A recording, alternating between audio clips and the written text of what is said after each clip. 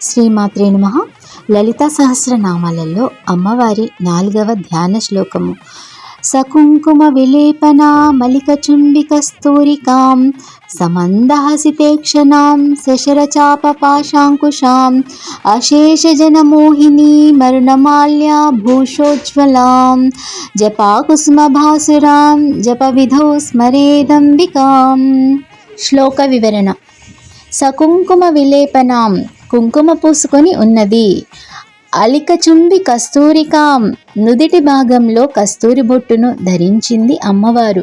సమంద హసిత ఈక్షణాం, నవ్వుతూ భక్తులను చూస్తూ ఉన్నది. శశరచాప పాశ అంకుశాం, చాపము, ధనస్సు, పాశ అంకుశములను కలిగి ఉన్నది అమ్మవారు. అశేషజనమోహిని, ఎంతో మందిని మోహింపచేస్తుంది. అంటే ఎంతో మంది అమ్మవారిని చూస్తూ అలాగే ఉండిపోతున్నారు అని అర్థం. అరుణమాల్య భూష ఉజ్వలాం, ఎర్ర రంగులో ఉన్న పూలమాల ధరించి ఉన్నది. జపాకుస్మ భాసురాం, ప్రకాశిస్తున్న మందార పువ్వు ధరించి ఉన్నది అమ్మవారు.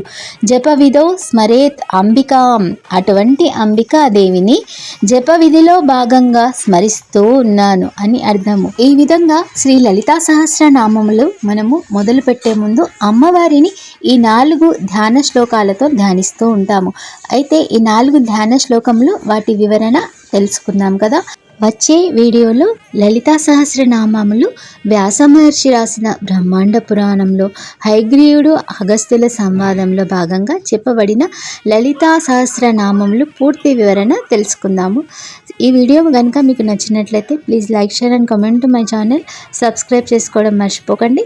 శ్రీ మాత్రే నమః. లోకా సమస్త సుఖినో భవంతు. జై శ్రీరామ్.